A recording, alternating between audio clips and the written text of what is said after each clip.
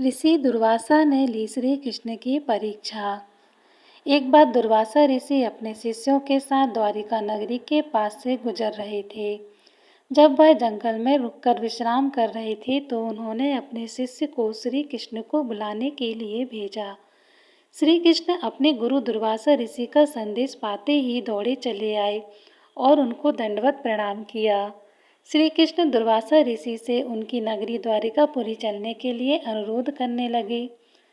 दुर्वासा ऋषि ने श्री कृष्ण के सामने एक शर्त रखी कि मैं उस रथ पर जाऊंगा जिसे घोड़े नहीं खींचेंगे, अपितु एक तरफ तुम, दूसरी तरफ से तुम्हारी पत्नी रुक्मिणी खींचेंगी।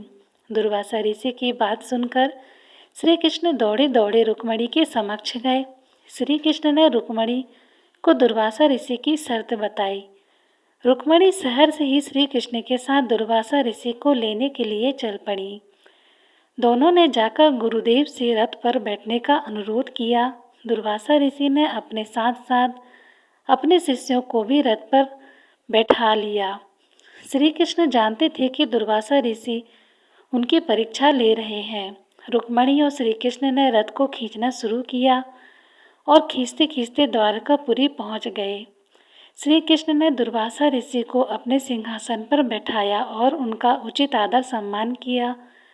उनके लिए 56 भोग तैयार करवाए, लेकिन दुर्वासा ऋषि ने सभी भोग खाने से इनकार कर त्याग किया और श्री कृष्ण से खीर बनाने के लिए कहा।